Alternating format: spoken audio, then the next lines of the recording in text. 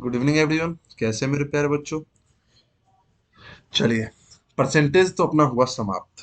अब एक सबसे इंपॉर्टेंट चैप्टर है रेशियो एंड प्रोपोर्शन। मैंने बताया था आपको कि दो जो है chapter percentage and ratio and proportion, दो चैप्टर जो है मैथमेटिक्स में जो है वो सबसे इंपॉर्टेंट रोल है। मैथमेटिक्स के अर्थमेटिकली सबसे इंपॉर्टेंट है। दो चैप्टर यदि आपको समझ में आ जाता है तो समझो कि आप कहीं मतलब मैथ का 50% मतलब खत्म। आप कैलकुलेशन डिपेंड करता है कि आपका कैलकुलेशन कैसा है। चलिए, तो सेशन अपना स्टार्ट करते हैं रेशियो एंड प्रोपोर्शन का। ठीक है, कुछ कॉन्सेप्ट समझेंगे आज, फिर कल क्वेश्चन करेंगे। आज कुछ कॉन्सेप्ट समझते हैं, कुछ रेशियो को कैसे चेंज किया जाता है। तो सबसे पहले, ratio is the comparison between quantities. मतलब रेशियो जो है क्वांटिटी को क्या कर रहा है, कंपैरिजन कर रहा है। मतलब ब्लैक नहीं दिख रहा है इस पे, हमें लेना पड़ेगा येलो। क्या लेना पड़ेगा? येलो। चलो देखिए, येलो दिख रहा है क्या? हाँ दिख रहा है। तो रेशियो क्या है? कंपैरिजन बिटवीन टू क्वांटिटीज, दो क्वांटिटी के बीच में क्या था, कंपेयर करता है। ये सिंपल सा एक डिफिनीशन है जिसकी जरूरत आपको नहीं है।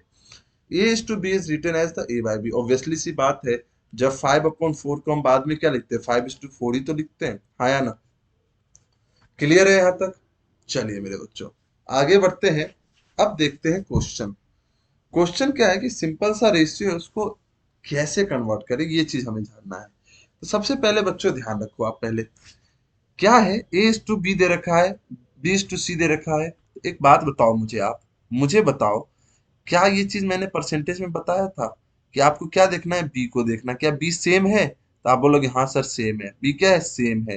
तो आप डायरेक्ट क्या करोगे कि ए को लिखोगे 5, बी क्या लिखोगे 7, और सी क्या लिखोगे 3। तो रेशियो क्या हो जाएगा? 5:7:3। सिंपल सी बात है, जब बी सेम हो तब। लेकिन जब बी अलग था तो मैंने क्या बताया था कि आपको क्या करने हैं, सेम करने हैं। क्या करने हैं? सेम करने हैं। तो एक मेथड था कि भाई इसको 73 से कर दो और इसको 4 से कर दो। तो 73 25 कितना हो जाएगा? तो आप बोलोगे 365। 365, और इधर 4 करोगे तो कितना हो जाएगा बी? आप बोलो 4×3 12, 7×4 28, 29, और इधर 28। ये हो जाएगा ए बी सी। मतलब मैंने क्या किया, सेम किया और लिख दिया ए बी सी। तो एक मेथड तो ये मैंने आपको परसेंटेज में ही सिखाया था। ठीक है, क्लियर है यहां तक? हाँ या ना? चलिए, अब चलो बच्चों आगे थोड़ा बढ़ते हैं, लेकिन हमें एक और मेथड जानना है आज। जैसे मैंने लिखा ए बी का रेशियो 2:3, और बी सी लिखा 2:5। ठीक है, यहां भी बी सेम। तो एक मेथड तो मैंने क्या बताया, आप सेम कर दो। दूसरा, एन का वाटर इमेज देखो कैसा बनता है। एन का वाटर इमेज ऐसे बनता है। तो बस ऐसे ही प्रोसेस करना है। देखो पहले क्या करोगे, 2×2 = 4, तो वो ए हो जाएगा। दूसरा क्या करोगे, 3×2 = 6, तो ये बी हो जाएगा। तीसरा क्या करोगे, 3×5 = 15।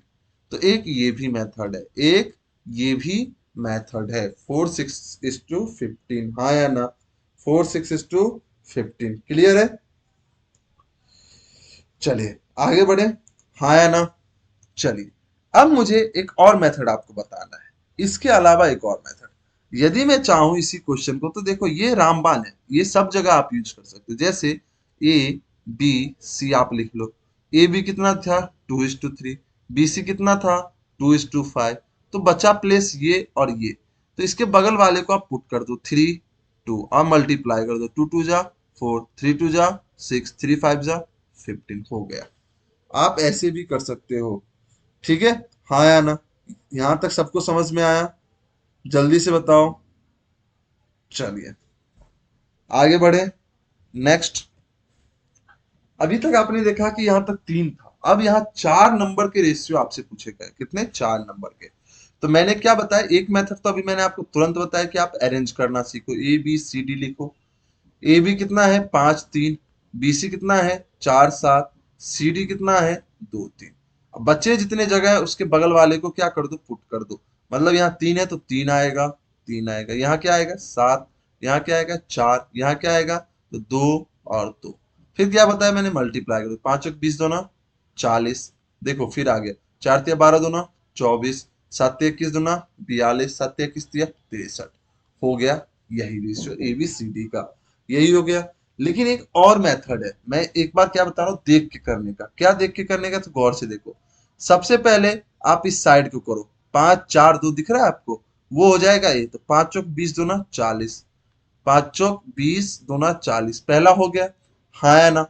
दूसरा स्टेप बी चाहिए आपको, तो इस थ्री को मल्टीप्लाई करना है इस 4 और 2 से, इस 4 और 2 से, तो 4 तिया 12 दूना 24, देखो 4 तिया 12 दूना 24, क्लियर है। अब सी की बात कर ले, तो देखो 3 7 जा 21, 21 2 जा 42, 3 7 जा 21, 21 2 जा 42, क्लियर है। और डी 3 7 जा 21, अब देखो डी में लास्ट में तीनों को कर लो, ये लास्ट दिख रहा है तीनों 3 7 3, चलो मैं मिटा दे रहा हूँ थोड़ी, ठीक है।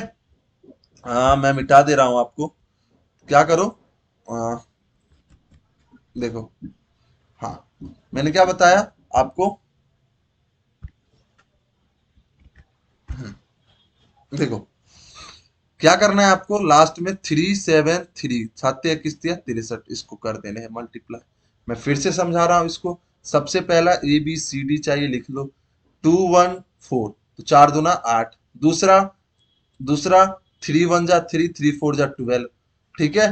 फिर तीसरा 3 3 जा 9, 9 4 जा 36, चौथा 3 3 जा 9, 9 5 जा 45, हो गया ए बी सी डी। तो आप ऐसे भी कर सकते हो 4 अंकों के। ये आपके एग्जाम में ना, ये आपके एग्जाम में ये ध्यान रखना आप, ये आपके एग्जाम में बहुत बार पूछा गया है, ये आपके एग्जाम में बहुत बार पूछा जाता है, स्पेशली आरआरबी कलर, आरआरबी के कलर के एग्जाम में तो ये पूछा ही जाता है, हाँ या ना। आरआरबी कलर के एग्जाम में पूछा ही जाता है, क्लियर है। चलिए आगे बढ़े, नेक्स्ट, इस टाइप के क्वेश्चन में क्या करें, ये भी एक टाइप का रेशियो बनाने के लिए बोला जाता है। तो मेरे बच्चों ध्यान रखना आप कि आपको इसमें क्या करना है, इस तीनों के एलसीएम लेना है, जैसे 3/5, 4/15 और 7/10, आप क्या लो, एलसीएम ले लो। एलसीएम कितना आएगा 30, एलसीएम कितना आएगा 30। फिर आप देखो यहाँ पे कितना आ रहा है, 6 आ रहा है, 5 6 जा, फिर इसके बाद 15 दूना और ये 10 तिया, मतलब डिवाइड किया तो ये आया। अब आपको ए बी सी बनाने हैं, तो इस 6 को ऊपर वाले से मल्टीप्लाई कर दो, 6 3 जा 18, इस 2 को 4 से कर दो, 2 4 जा 8, इस 3 को 7 ऊपर वाले से कर दो, न्यूमरेटर से करना है 21, हो गया आंसर। मैं फिर से समझा दे रहा हूं, यदि आपको करना है तो एलसीएम ले लो, 24 ये 8, ये कितना हो गया 3, अब इसको मल्टीप्लाई कर दो, 8 दूना 16, 5 तिया 15, हो गया, ये हो गया आपके आंसर। फिर से देखो इसमें यदि आपको करने हैं, मैंने क्या बताया, इसमें यदि आपको करने हैं तो 5 तिया 15 चौक 60, तो सिंपल सी बात है, ये कितना हो जाएगा 12, ये कितना हो जाएगा ए 12, बी कितना हो जाएगा, बी हो जाएगा 20, सी कितना हो जाएगा 15, क्लियर है। मतलब हमने एलसीएम लिया और जो आया देखो 12 20 और 15 आएगा, फिर इसको 1 से करोगे तो सेम नंबर आ जाएगा। मतलब इस मेथड से आपको करने हैं इस टाइप के, क्लियर है, हाँ या ना। चलिए आगे बढ़े, चलिए आगे बढ़ते हैं जल्दी से।